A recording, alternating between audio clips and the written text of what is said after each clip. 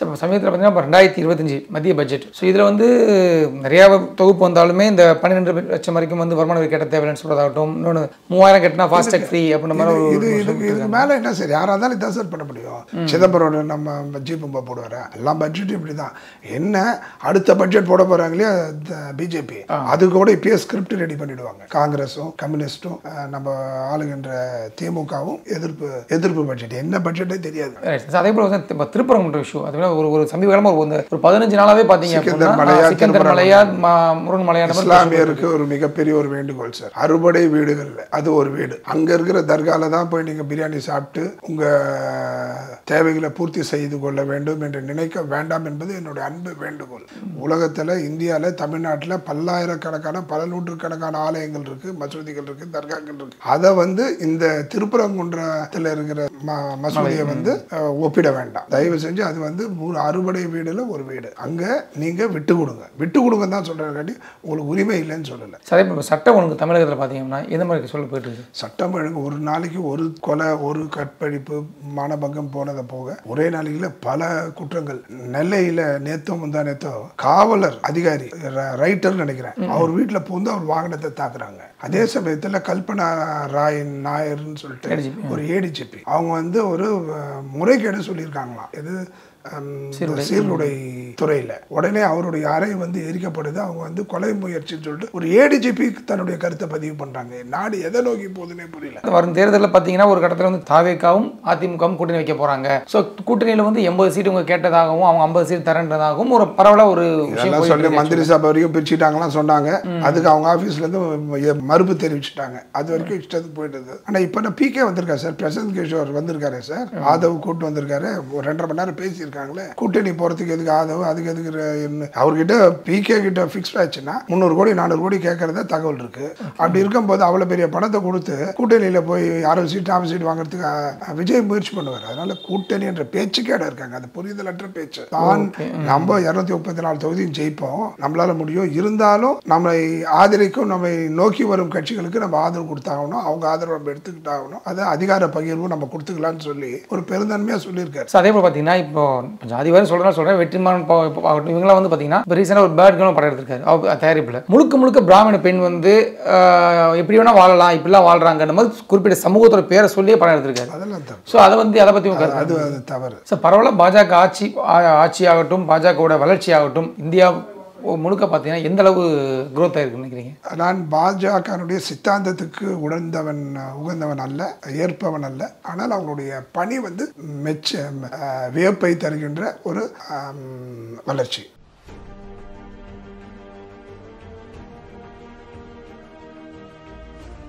மேட்பாக்ஸ் நேயர்களுக்கு வணக்கம். இன்றைக்கி நம்ம சேனல் யாரை பார்க்க போகிறோம் பார்த்தீங்கன்னா நமதுரிமை காக்கும் கட்சி நிறுவன தலைவர் டாக்டர் செங்கை பத்மநாபன் அவர்கள் பார்க்க போகிறோம். வணக்கம் சார். வணக்கம். நான் கணேஷ் சார். ஆக்சுவலாக பார்த்தீங்கன்னா இப்போ தொடர்ந்து திமுக ஆட்சியில் வந்து ஒரு 3 வருடங்களில் பார்த்தீங்கன்னா முழுக்க சட்டம் ஒழுங்காகட்டும், பாலியல் பிரச்சனைகளாகட்டும் நிறைய பண்ணிக்கணும். 3 மாதம் 3 வாரம்லாம் கிடையாது, பல ஆண்டுகளாக. ஸோ அந்த மாதிரி கண்டினியூஸாக போயிட்டு இருக்கு. இப்படிப்பட்ட சூழலில் இந்த இடைத்தேர்தல் வந்து சந்திச்சிருக்காங்க, 2026 இடைத்தேர்தல் செஞ்சுருக்காங்க. இதில் வந்து மாபெரும் வெற்றி அப்படின்ற மாதிரி அவங்க சைடில் வந்து சொல்லிட்டு இருக்காங்க. இதை நீங்கள் எப்படி பார்க்குறீங்க சார்? இல்லை, எந்த கட்சியுமே பங்கேற்கல. அவங்க ஒரே ஒரு லாபம் என்னன்னா அவங்களுக்கு பண செலவு இல்லை இந்த தடவை. அது ஒரு மிகப்பெரிய ஒரு லாபம். திமுக பணம் கொடுக்கலன்றீங்களா? பணம் இதே அதிமுக வந்து தேர்தல் பங்கேற்று இருந்தால் 100 கோடி 150 கோடின்னு கடந்த காலத்தில் சொல்கிறாங்க இல்லையா, அந்த மாதிரி செலவழிச்சிருப்பாங்க. இப்போ ஒரு தேர்தல் செலவு எப்படியோ அந்த மாதிரி அதில் கொஞ்சம் கூடுதலாக இருக்கும், அவ்வளோதான். இப்போ அதே போல் பார்த்தீங்கன்னா சார், திமுக மட்டும் தான் நின்றுச்சு, அதிமுக நிற்கல, மற்ற எந்த கட்சியும் நிற்கல. எந்த கட்சியும் நிற்கல. அந்த விசிக சுழற்சி கட்சி மாதிரி நின்னார் அவர். பெரியார் எதிர்ப்பு பேசினார், சீமான் அவர்கள் சீமான் எதிர்ப்பு பேசினார். அதனால் மிகப்பெரிய அளவில் மண்ணை கவியிருக்காரு. எதிர்ப்பு பிஜேபி என்னுடைய வாக்கு அவருக்கு, ஏன்னா அவர் திராவிட எதிர்ப்பு ஆரிய ஆதரவுன்னு போயிட்டார் சீமான். அந்த ஆரியர்களுடைய ஆதரவு வாக்குகளும் அது அதே மாதிரி எதிர்ப்பு திமுக வாக்குகள் அதிமுக இருக்கு இல்லையா, அது சில பேர் கொஞ்சம் போட்டிருக்காங்க. நோட்டாவே 6000 ஓட்டு வாங்கியிருக்கு. ஸோ அது மாதிரி அவர்கள் ஓட்டு வந்ததுனால அவருக்கு 23-24 ஓட்டு. மற்றபடி இது வந்து ஒரு திமுகனுடைய வெற்றின்னு சொல்ல வேண்டாம். தமிழகத்தில் எதிர்காலத்தில் கடந்த காலத்தில் நமக்கு தெரியும், பை எலெக்ஷன்லாம் இடைத்தேர்தலாம் எப்படி நீங்கள் நடக்கும்னு தெரியும். அதே மாதிரி நடந்திருக்கு. அதிமுக இந்த தேர்தலை புறம் தள்ளியது மிகப்பெரிய ஒரு அரசியல் வரலாற்று பிழையை பண்ணியிருக்காரு எடப்பாடி அவர்கள். ஏன் அந்த மாதிரி அவ்வளோ பெரிய தவறை பண்ணாரு இல்லை. ஒன்றுமே இல்லாமல் ஒரு தரமற்ற ஒரு நபருக்கே வேறு வழி இல்லாமல் ஒரு 20,000 பேர் போட்டிருக்கும் போது அதிமுக களம் கண்டிருந்தால் நிச்சயமாக மிக சந்தேகம் ஒரு ஆச்சரியம் கூட நடந்திருக்கலாம், வெற்றியும் பெற்றிருக்கலாம்.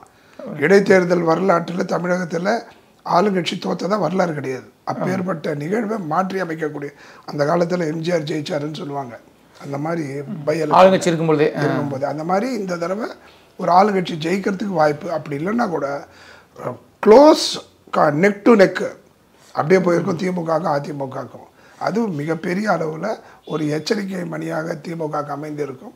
2026 மிகப்பெரிய ஒரு வாய்ப்பை அதிமுக பெற்றிருக்கும். அந்த வாய்ப்பை கோட்டை விட்டது எதற்கென்று தெரியல. அது 2 கோடி உறுப்பினர்கள்னு சொல்கிறாங்க.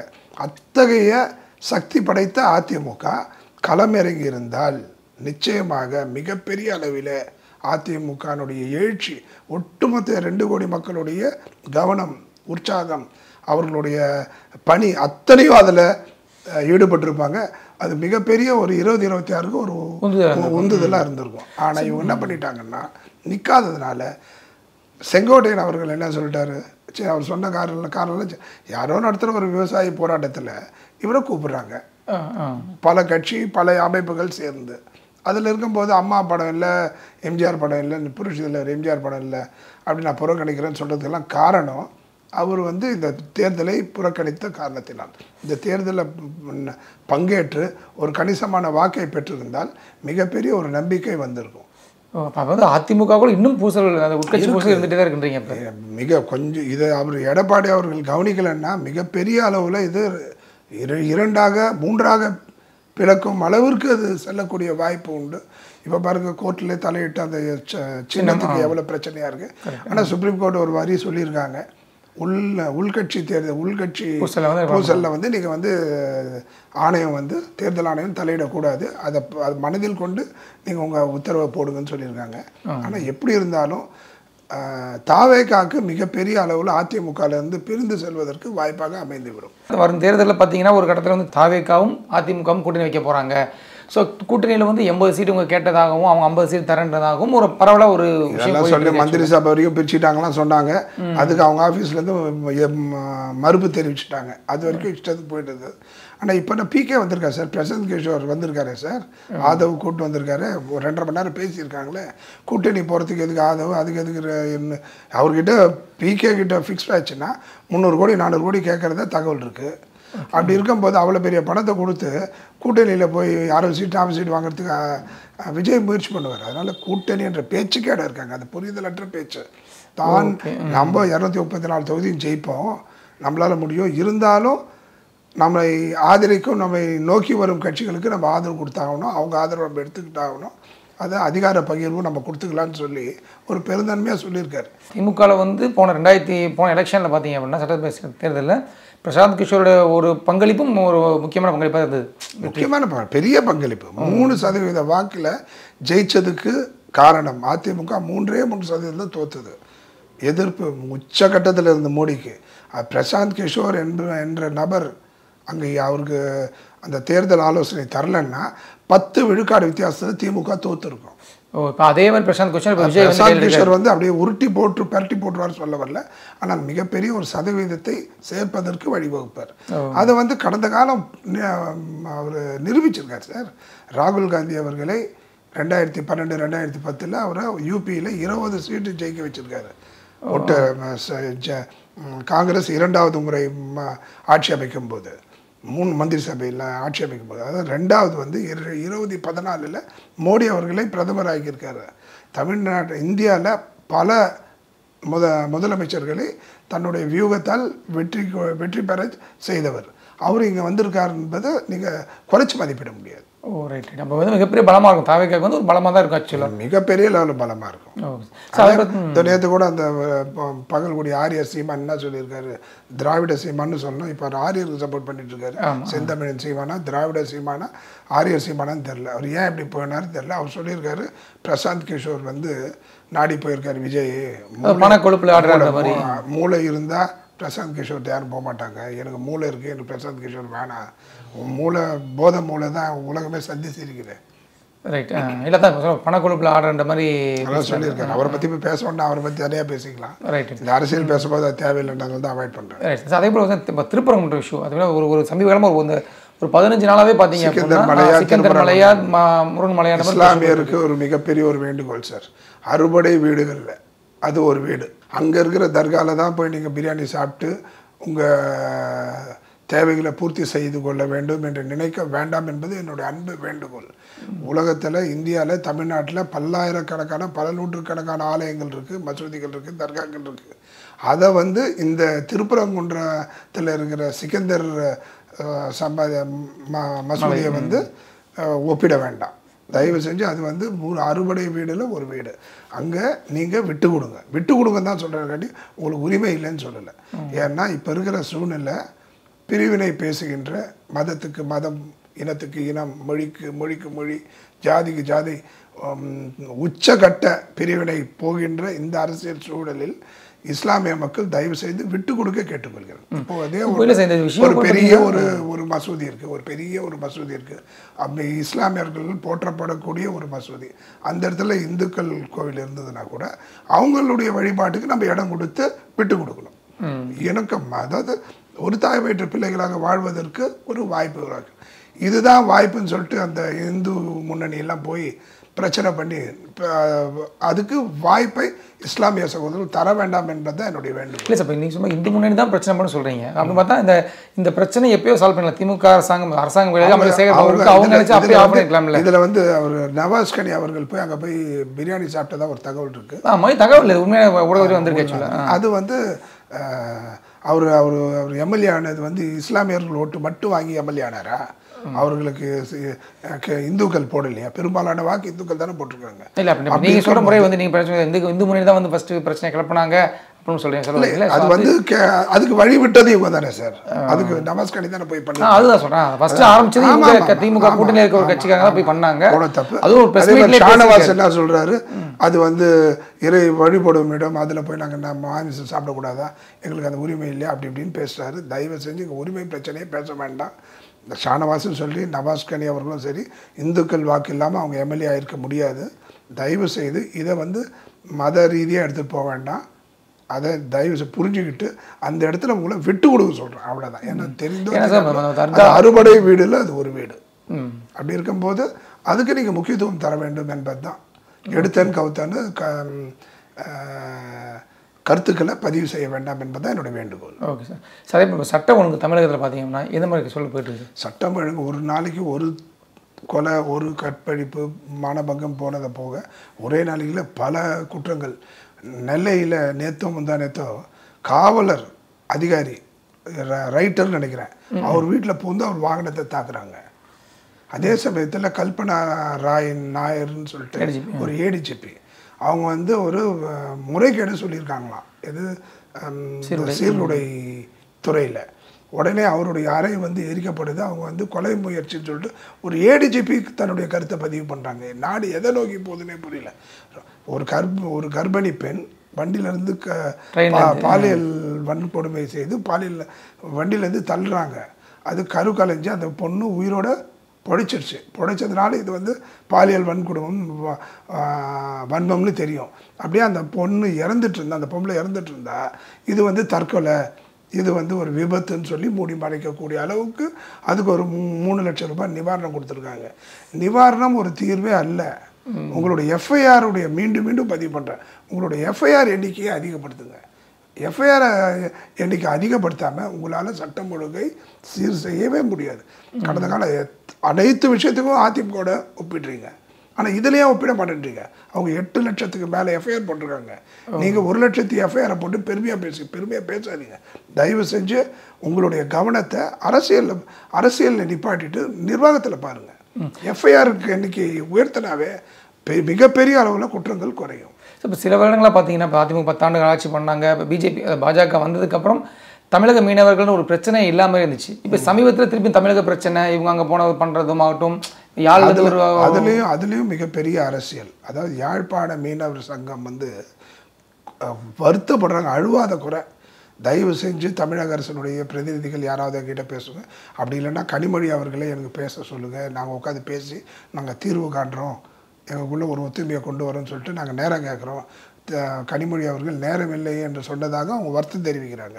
இது அவங்க எப்படி கனிமொழி ஆக்சுவலாக வந்து அவங்க பேசினா மத்திய அரசு தான் முறை வைக்கணும், எப்படி கனிமொழி வந்து என்ன பண்ண முடியாது? அவர் என்ன கேட்குறாருன்னா, நீங்கள் நானும் பிரச்சனை இல்லாமல் முடிச்சுக்கிட்டோம்னா கோர்ட்டு தலையிட வேண்டிய அவசியம் இல்லை சார். நீங்கள் நானும் பிரச்சனை பண்ணி கோர்ட்டுக்கு போனால் தான் கோர்ட்டு. நீங்கள் கைதுன்னு வந்து பண்ணி நம்ம படகெல்லாம் பிடித்து வைத்துக்கொண்டு அவர்களை கைது செய்து சிறையில் அடைக்கும் போது தான் மத்திய அரசு. அது கைது நடவடிக்கை இல்லாமல் ஒருத்தர் ஒத்து போனோம்னா இந்த பிரச்சனையும் இல்லை. அதுக்கு தான் அவர் கூப்பிடுறாரு. யாழ்ப்பாண மீனவர் சங்கத்தினுடைய அந்த தொலைக்காட்சியில் தான் பார்த்தேன் நான். பார்க்கும்போது கனிமொழி அவர்கள் நேரம் ஒதுக்கலன்னு. தயவு செஞ்சு எதுக்கோ நேரம் ஒதுக்குறீங்க.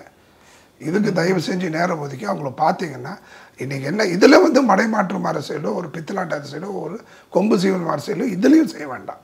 எல்லாத்துலேயும் பண்ணுறீங்க, இதில் வேண்டாம். ஏன்னு சொல்கிறேன்னா இவங்க என்ன பண்ணுவாங்க, சொன்ன அவர் கூப்பிட்டுட்டே இருக்காங்க, அதுக்குள்ளே 15 பேர் 20 பேர் கைது, அவங்க படகு பறிமுதல். அப்போ என்ன ஆகுது, உடனே ஒரு கடிதம் எழுதுகிறாரு மத்திய அரசுக்கு, இந்த மாதிரி அவங்கள விடுவிக்கிறதுக்கு பண்ணி. இது இல்லாமல் இப்போ அப்படி அது கொஞ்சம் லேட் ஆச்சுன்னா மத்திய அரசு தூங்குது, எதுவுமே பண்ணலைன்னு சொல்லிட்டு ஒரு குற்றச்சாட்டு. ஆனால் இவங்கள கூப்பிட்ருக்காங்களே, அவங்க என்னன்னு போய் பேசுங்களேன். அதில் என்ன தடுத்து எவ்வளோ உங்களுக்கு நேரமாக இல்லை, எதுக்கோ நேரம் செலவு பண்ணுறீங்க. பாராளுமன்றத்தில் தேவையில்லாத அமளியெல்லாம் பண்ணுறீங்க. பட்ஜெட்டுக்கு பிரச்சனை கேட்டால் இதை விட என்ன பட்ஜெட் போட முடியும்? இதே பட்ஜெட்டில் சொல்கிறீங்க. இப்போ கடந்த காலத்தில் கடந்த ஆண்டும் தமிழகம்ன்ற பேர் இல்லை, இந்த ஆண்டும் தமிழகம் பேர் இல்லைன்னா அது உங்களுக்கு தெரியாதா? நீங்கள் ஆள்ற வரைக்கும் ஒருபோதும் தமிழகத்தினுடைய பேர் பட்ஜெட் சென்ட்ரல் பட்ஜெட்டில் வராது. ஏன்னா நீங்கள் அவ்வளோ இருட்டடிப்பு பண்ணுறீங்க மத்திய அரசு. அதே தெலுங்கானாவில் ஆந்திரா வாங்கியிருக்காங்க, பீகார் வாங்கியிருக்காங்க. இதெல்லாம் இது சாமர்த்தியம் தானே. மற்ற மாநிலத்திலலாம் கொடுக்குறாங்க. இவரே சொல்கிறார், யார் அப்பாவு அவர்கள், நம்மளுக்கு ₹1 கொடுத்தா 19 பைசா வருது, அதே ஹிந்தி பேசும் மாநிலங்களுக்கு ₹2.20 போதும்னு சொல்கிறார். இந்த கருத்தை ஒரு சபாநாயகர் சொல்லக்கூடாது. ஏன்னா அவர் அரசியலுக்கு அப்பாற்பட்ட ஒரு நடுநிலை. ஆர்.என். ரவியை மட்டும் குறை சொல்கிறாங்க, கவர்னர் வந்துட்டு அரசியல் பேசுகிறாருன்னு. இப்போ இவரே அரசியல் பேசுகிறாரு, இதெல்லாம் தப்பு தானே. இந்த கருத்தை கட்சிக்காரங்க சொல்லிட்டு போங்க, மந்திரிக்க சொல்லிட்டு போங்க.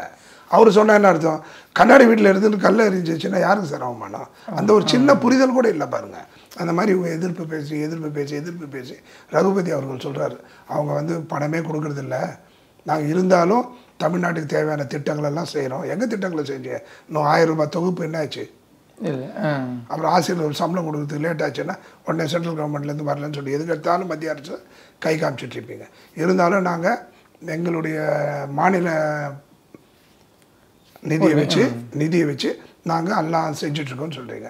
அப்போ என்ன வர வேண்டிய அத்தனையும் வரலன்னா சுயமாகவே நம்ம மாநிலம் தனிநாடாக நம்மளது பண்ணிகிட்டு இருந்தோம்னா இப்பயே அவங்க ஆட்சியில் 10 லட்சம் 10 ஆண்டுகளில் 5 லட்சம் கோடி, இவங்க 3 ஆண்டில் 3 லட்சம் கோடி, 3.5 கோடி, 3.5 லட்சம் கோடி. இப்போ என்ன ஆகும், 5 வருஷம் வரத்துக்குள்ளே 6 லட்சம் கோடியோ 5 லட்சம் கோடியோ கடமாயிடும். அப்போ அது யாருடைய சுமை? 8 கோடி தமிழ் மக்களுடைய தலையில் வைக்கப்பட்டிருக்கிற சுமை தானே. அதையெல்லாம் மனதில் கொண்டு தேர்தல் அரசியல் ஒரு இப்போ தனியார் மயம் எதுக்கெடுத்தாலும் மத்திய அரசு தனியார் பண்ணிட்டாங்கன்னு சொல்லுவாங்க. அந்த விமானத்தை விற்றாங்க யாரில், இந்தியன் ஏர்லைன்ஸ், டாட்டாக்கு. அப்போ எப்பேரோட கூப்பாடு போட்டாங்க மத்திய மாநில அரசு, நம்ம திமுக அரசு, எல்லாம் மத்திய அத்தனையும் விற்றுட்டு போகிறாங்க அப்படின்னு சொன்னாங்க. இவங்க வந்து திருவள்ளூர் மாவட்டத்தில் ஒரு பயிற்சி ஒரு டெஸ்டிங் பண்ணுறாங்கன்னா தனியாருக்கு விடுற மாதிரி. நம்ம ஓட்டினா நம்மளுடைய 1 கிலோமீட்டர் நம்ம ஓட்டினா ₹31 செலவாகுது. அதே தனியார் கம்பெனி ஓட்டுறதுக்கு அரசாங்கம் வந்து ₹45 மேலே ஏற்றி ₹77 ₹76 முன்ன பின்ன இருக்கும். அவ்வளோ ரூபா அவங்களுக்கு தராங்க. அப்போ நிதி சுமை என்ன ஆகும்? இன்னும் அந்த போக்குவரத்து துறை இன்னும் நிதி சுமையினுடைய பெரிய நிர்வாக சீர்கேடு சார். நீங்கள் எப்படி கொடுக்கணும்? எனக்கு ₹33 செலவு, ₹31 செலவாகுது 1 கிலோமீட்டருக்கு. அப்போ தனியார் வந்தால் ₹25 கொடுங்க, ₹25 கொடுக்குறோம், நீங்கள் ஓட்டுங்க, அப்படி தானே பேசணும். ஆட்டோக்காரங்களை எடுத்து போய் ₹100 கொடுக்குறேன், ₹150 கொடுக்குறேன் மீட்டர் கொடுத்தா அது என்ன முறை? அது அரசாங்கமாக இருக்கிறது. ஆட்டோவுக்கு வந்து ₹27 தான் மீட்ரு, ₹22 தான் மீட்ரு. அதே 10 வருஷத்துக்கு ஒரு வாட்டி 12 வருஷத்துக்கு ஒரு வாட்டி ஏற்றாமல் அவங்க போராடி நடுத்தரில் வந்த பிறகு தானே ₹5 ₹10 ஏற்றுறீங்க. அதே தானே சார் அங்கேயும் பண்ணோம். இலவசம் கொடுக்குறீங்க, மதிக்கிறோம், வரவேற்கிறோம். அதே சமயத்தில் ₹30 செலவாச்சுன்னா ₹25 கொடுக்கணும். இல்லை 30 ரூபா கொடுக்கணும். இன்னும் 45 ரூபா சேர்த்து கொடுத்துக்கு அவன் எதுக்கு? அந்த 45 ரூபா அவன் தனியார் முதலாளியை அதானி அம்பானி கொழுத்து போகிறான்னு சொல்கிறீங்கல்ல. இப்போ ஒரு தனி முதலாளி கொழுத்து போகிறதுக்கு நீங்கள் தானே இடம் கொடுக்குறீங்க. 45 ரூபா நீங்கள் கொடுக்குறீங்க. என்ன பண்ணணும்? ஒரு 25 பஸ்ஸு தனியார் அரசாங்கத்தில் விட்டிங்கன்னா அதே அளவில் 25 பஸ் தனியார் பஸ்ஸுக்கு லைசன்ஸ் கொடுங்க, அனுமதி கொடுத்து அதனுடைய அனுமதி அந்த கட்டணத்தை கொண்டு உங்களுடைய எம்டிசியை வழிநடத்துங்க, மாநில போக்குவரத்துறையை வழிநடத்துங்க. இப்போ எப்படி பாருங்கள், தூர்தர்ஷன் சேனல் இருக்குது, மற்ற சேனல் ப்ரைவேட் சேனல்ஸ் இருக்குது. ப்ரைவேட் சேனல்ஸ் கிட்ட இருந்து பெரிய அளவில் லைசன்ஸ் பணமும் கட்டணமும் விதித்து வாங்குகிறோம். அதை வைத்துக்கொண்டு பொதிகை நடத்துகிறோம்.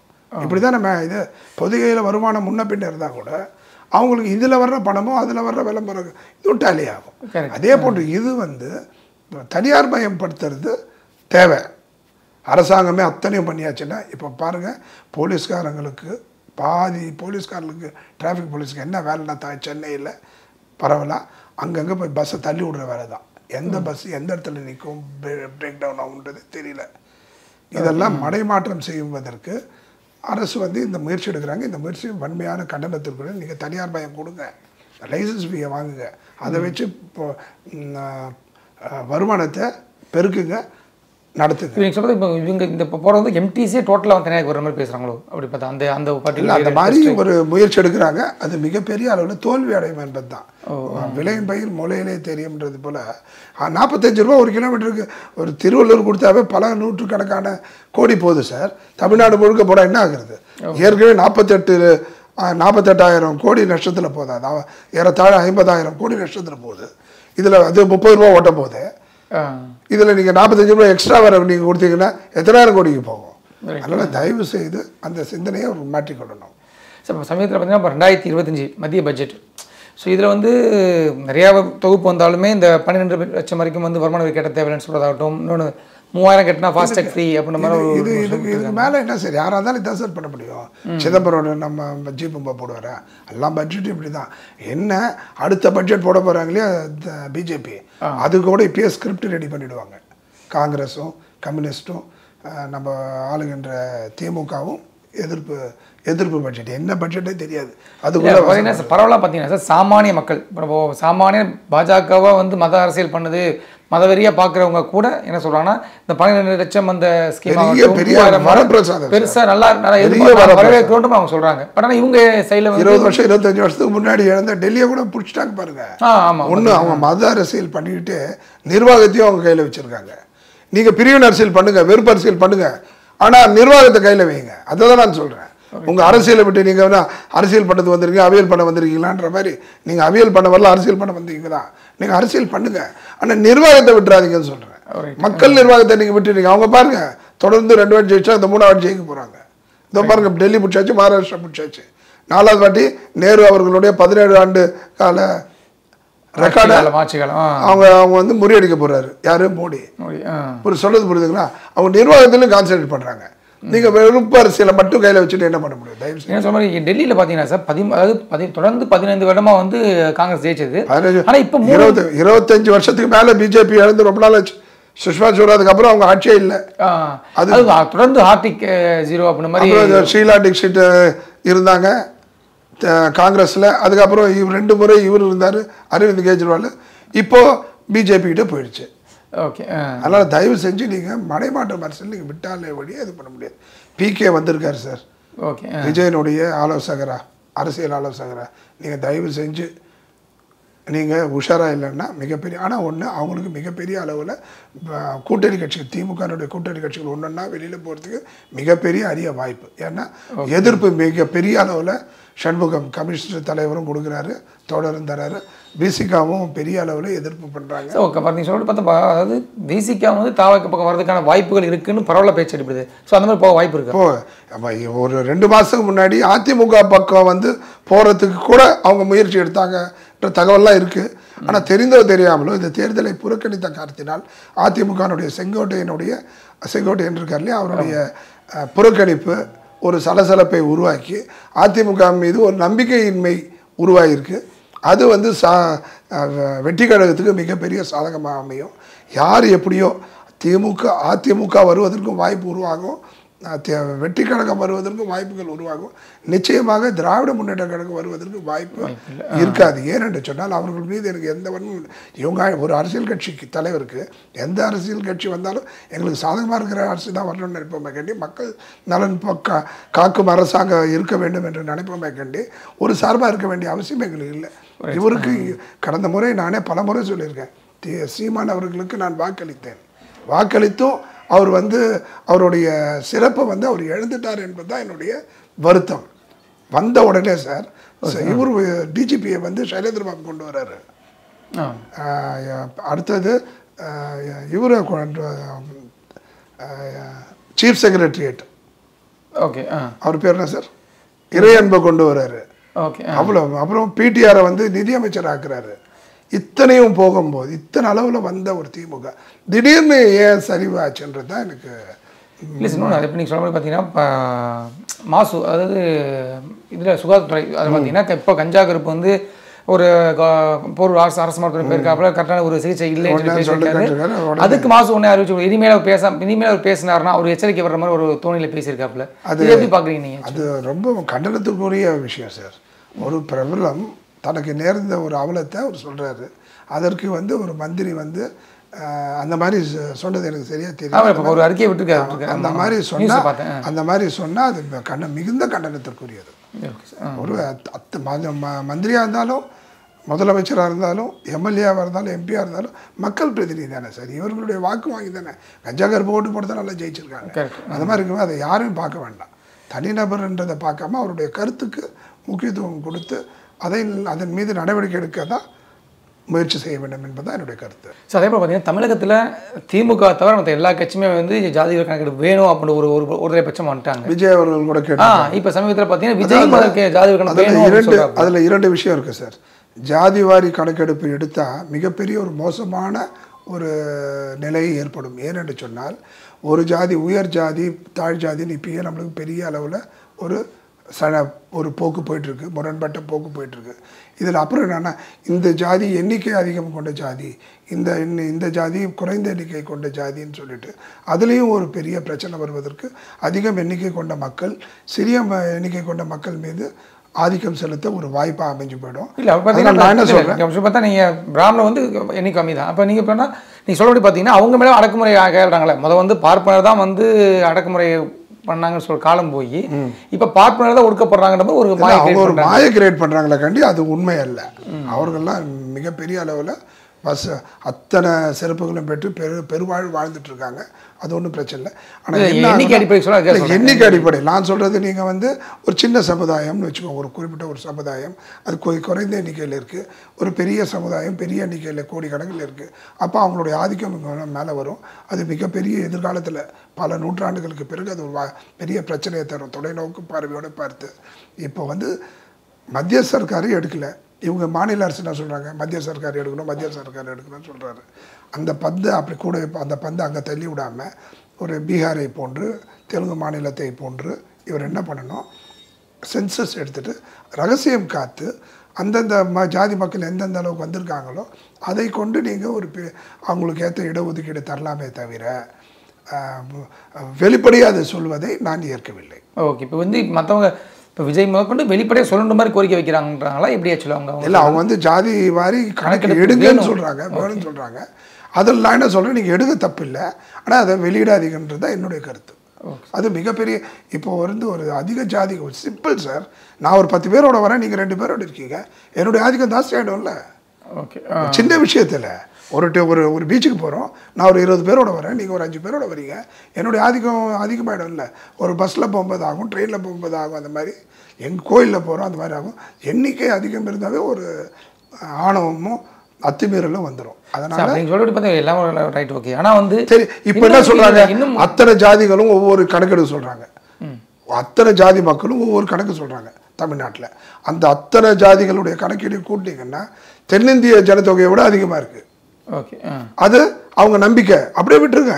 அதை விட்டுட்டு நிர்வாகத்துக்கு நீங்கள் அரசு அந்த கணக்கெடுத்து நிர்வாகத்துக்கு பயன்படுத்திட்டோம், வெளியிடுவது ஆபத்து. இப்போ நான் ஒன்று சொல்றேன், ஒரு கரு இருக்கு, பெண் கருவை ஆண் கருவை பார்த்து பெண் கருவில் சிசு கொலை பண்ணாங்க இல்லையா? அப்போ நீங்கள் என்ன பண்ணீங்க? ஆண் ரேஷியோ கம்மியாகுது, பெண் ரேஷியோ அதிகமாகுது, அதனால் அதுக்கு சீக்கிரட்டாக வைக்கணும்னு சொல்கிறீங்களே. இதில் வந்து தகவல் உரிமை சட்டத்தின்படி பெண் சிசுவை மறைக்கிறது தப்புன்னு சொல்லுவாங்களா? சொல்ல மாட்டாங்க. ஏன்னா பெண் கருவை ஆண் கருவை சொல்லக்கூடாது. அது என்ன, அது கர்ப்பத்தில் இருக்கும்போது ஸ்கேன் பண்ணி சொல்லக்கூடாது. அது நலன் கருதி. அதே போன்று நீங்கள் கணக்கெடுங்க, டாக்டர் ஸ்கேன் பார்க்கட்டும், அது ஆணா பெண்ணான்னு தெரிஞ்சுக்கிட்டோம், ஆனால் வெளியிடக்கூடாது. அதே போல் அரசாங்கம் எடுங்க கணக்கு, ஜாதிவாரி கணக்கை எடுங்க, தயவு செஞ்சு எடுங்க.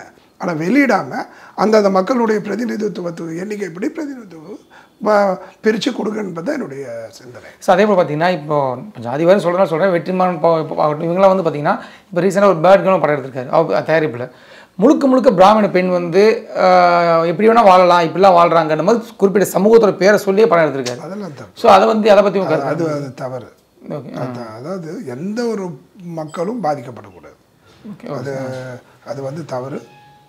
அது மத்திய பட்ஜெட் 2025 இதோட சிறப்பு அம்சமாக நீங்கள் எதை பார்க்குறீங்க சார்? ஒரு 30 லட்சம் கோடி ஏறத்தாழ நமக்கு இந்தியா கவர்மெண்ட்டில் வந்திருக்கு. அதில் 6,25,000 கோடி டிஃபென்ஸுக்கு, இராணுவத்துக்கு ஒதுக்கியிருக்காங்க. 1,75,000 கோடி வந்து விவசாயத்துக்கு ஒதுக்கியிருக்காங்க. 86,000 கோடி சுகாதாரத்துக்கு ஒதுக்கியிருக்காங்க. நல்ல ஒதுக்கீடு. என்ன பல திட்டு. இப்போது அந்த ஏஐ டெக்னாலஜி உலக அளவில் சைனாவும் அமெரிக்காவும் போட்டி போட்டு வளர்ந்துட்டுருக்கு. அந்த இடத்துல வந்து வெறும் 500 கோடின்னு போட்டிருக்காங்க. அது பேரளவுக்கு இருக்குது. அது மிகப்பெரிய அளவில் ஒரு நாட்டுக்கு ஒரு 500 கோடி என்பது பத்தாது. உலகமே ஏஐ டெக்னாலஜியை நம்பி போகிற நேரத்தில் நம்ம சைனாவையும் அமெரிக்காவையும் எதிர்கொள்ள வேண்டும் என்று சொன்னால் பல்லாயிரக்கணக்கான கோடிகளை அந்த துறைக்கு ஒதுக்கி அந்த ஏஐ டெக்னாலஜியை வளர்க்க வேண்டும் என்பது தான் என்னுடைய வேண்டுகோள். பொதுவாக பார்த்தா ஓகே, பாமர மக்களுக்கும் ஒரு பட்ஜெட்டாக இருக்காது. 12 லட்சம் வருமான வரி விலக்கு என்பது மிகப்பெரிய அளவில் நடுத்தர மக்களுக்கு ஒரு வாய்ப்பு தானே சார். ஏன்னா 100 நாள் திட்டத்தை கொஞ்சம் அதிகரிச்சிருப்பாங்கன்னு பார்த்தா அது அதிகரிக்கல. அது ஒரு வருத்தம். அதே சமயத்தில் தமிழகம் வந்து முன்ன சொன்னது போல் தமிழகம் பேர் திமுக ஆட்சி என்றைக்கு போதும் அன்னைக்கு தான் தமிழகத்தினுடைய பேர் பட்ஜெட்டில் வரும் என்பது என்னுடைய நம்பிக்கை. சார் பரவாயில்ல, பாஜக ஆட்சியாகட்டும் பாஜகவோட வளர்ச்சி ஆகட்டும் இந்தியா முழுக்க பார்த்தீங்கன்னா எந்த அளவு க்ரோத் ஆகிருக்குன்னு நினைக்கிறீங்க? நான் பாஜகனுடைய சித்தாந்தத்துக்கு உகந்தவன் அல்ல, ஏற்பவன் அல்ல. ஆனால் அவங்களுடைய பணி வந்து வியப்பை தருகின்ற ஒரு வளர்ச்சி, சிறந்த பணி சார். 11வது இடத்தில் இருந்த ஒரு இந்தியாவை 5வது இடத்துக்கு கொண்டு வந்திருக்காங்க சார். 3ஆம் இடத்தை நோக்கி பயணம் சொல்கிறாங்க சார். அந்த பயணத்தை நம்ம பார்க்குறோமே. ஓகே, ஆளுமை, இவருடைய ஆளுமை வந்து மோடியினுடைய ஆளுமை உலக அளவில் மிகப்பெரிய அளவில் இருக்கு இல்லையா? உலக நம்பர் 1 வல்லரசு நாடு அமெரிக்கா இன்னைக்கு மிகப்பெரிய அளவில் இந்தியாவை குறிப்பாக மோடியை தலையில் வச்சு கொண்டாடுறாரு இல்லையா? அதெல்லாம் பார்க்கும்போது பிஜேபியினுடைய பணியை நாம் குறைத்திட முடியாது. ஆனால் மதவாதத்தில் கொஞ்சம் தூக்கலாக இருக்குது, அதை பார்க்கணும். ஆனால் இவங்களும் தூக்கலாக தானே பண்ணுறாங்க. சிக்கந்தர் மலைன்னு சொல்லிட்டு அங்கே போய் பிரியாணி சாப்பிட்டுட்டு ஒரு அறுபடை வீடு உள்ள ஒன்று அங்கே போய் நீங்கள் வந்து முரடு பிடிக்கிறது வந்து நியாயமா? கொஞ்சம் விட்டு கொடுக்கணும். விட்டு கொடுத்தால் கெட்டதில்லை. அத்தனை தர்காலையும் அத்தனை மசூதியிலையும் போய் நீங்கள் மாமிசம் சாப்பிடக்கூடாதுன்னு சொல்ல நான் விரும்பல. அவங்களுடைய உணவு பழக்கத்திலே அவங்களுடைய விதிமுறைகளை நம்ம தலையிட வேண்டாம். ஆனால் இங்கொன்றும் அங்கொன்றுமா இருக்கும் போது என் வீடு இருக்குது, என் வீட்டில் ஒரு கெட்ட துக்க செய்தி நடக்குது. அப்போ பக்கத்தில் இருக்கவங்க பாட்டை போட்டுக்கிட்டு டான்ஸ் ஆடிக்கிட்டு சரக்கு அடிச்சுக்கிட்டு இருந்தால் அது மற்ற நாட்களில் ஓகே, அது தவறு இல்லை. ஆனால் ஒரு துக்கத்தில் இருக்கேங்க, ஒரு இழப்பில் இருக்கேங்க. அந்த சமயத்தில் போய் எங்கள் வீடு தானே, நாங்கள் என்ன சாப்பிட்டோம், அவங்களுக்கு என்ன கூத்தடிச்சான்னா என்ன பாட்டு போட்டால் உங்களுக்கு என்னன்னு கேட்குறது எவ்வளோ அவதூறம், எவ்வளோ தரமற்ற செயலும். அதை போன்று அது வந்து அந்த ஒரு நாள், அந்த துக்க நாளுக்கு தான் அது பொருந்தும். அதே மாதிரி சிக்கந்தர் மலையில் இருக்க அந்த என்ன மலை சார், முருகருடைய திருப்பரங்குன்ற மலைக்கு மட்டும்தான் பொருதுமே கண்டு, மற்றபடிக்கு அவர்களுடைய நாடு, அவர்களுடைய சுதந்திரமாக இஸ்லாமியர்கள் வாழலாம், கிறிஸ்துவர்கள் வாழலாம், பௌத்தர்கள் வாழலாம், இந்துக்கள் வாழலாம். அவங்கவுங்களுடைய மதத்துக்கு ஏற்ப அவர்கள் வாழ்வதில் ஒரு தவறும் இல்லை, ஒரு பிரச்சனையும் இல்லை.